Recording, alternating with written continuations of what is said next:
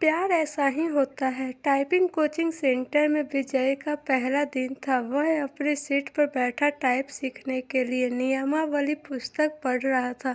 तभी उसकी निगाह अपने केबिन के गेट की तरफ गई। कजरारे नैनों वाली एक सांवली लड़की उसकी केबिन में आ रही थी।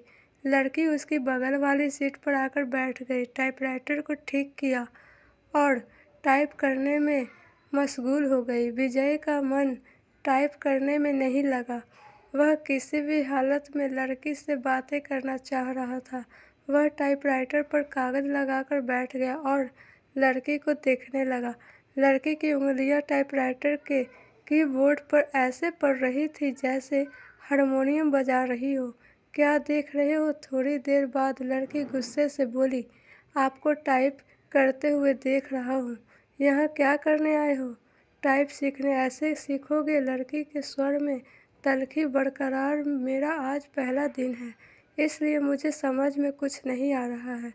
आप टाइप कर रही थी तो मैं देखने लगा कि आपकी उंगलियां कैसे पड़ती हैं कीबोर्ड पर। आपको टाइप करते देखकर लगा मैं भी सीख जाऊंगा। यदि इसी तरह मुझे ही देखते रहे तो आपकी यह मनोकामना कभी पूरी नहीं होगी।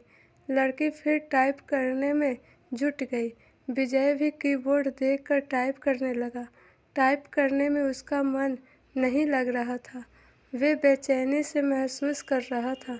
10 मिनट बाद ही उसने टाइपराइटर का रिबन फंसा दिया। रिबन तो फंसेगा ही जब ध्यान कहीं और होगा। लड़की उसके टाइपराइटर को थोड़ा अपनी ओर खींचकर रिबन ठीक करने लगी। इसी बीच रिबन नीचे गिर गया। वह उसे उठाने के लिए झुकी तो उसके गले से चुन्नी गिर गई। रिबन उठाने के लिए विजय भी झुका था। उसकी निगाह अकस्मात ही लड़की के उड़ेजों पर चली गई। वह सकपका गया। लो, ठीक हो गया, लड़की ने कहा तो उसकी चेतना लौटी। लड़की फिर टाइप करने में लग गई, लेकिन विजय का मन टाइप में नहीं लगा। वह लड़की से बात करने की ताक में ही लगा रहा। मन नहीं लग रहा है। अचानक लड़की ने उससे पूछा तो बाछें खिल गई। लगता है कि सीख भी नहीं पाऊंगा। आसार तो कुछ ऐसे ही दिखते हैं। आपका नाम? विजय ने बात को बढ़ाने के लिए सवाल कर दिया। क्यों? कोई एक कारण हो तो बताएं। यह कहते हुए सरिता अपनी सीट से उठी और पर्स कंधे पर टांगते हुए केबिन से बाहर निकल गई। विजय उसे जाते हुए देखता रहा। उसके जाने के बाद उसने टाइपराइटर पर डाली।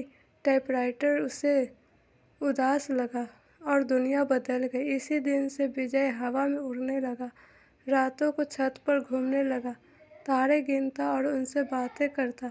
चांदनी रात में बैठकर कविताएं लिखता। गर्मी की धूप उसे गुनगुनी लगने लगी। धन्यवाद। वीडियो को सब्सक्राइब कीजिए और कमेंट में बताइए आपको कैसे कहा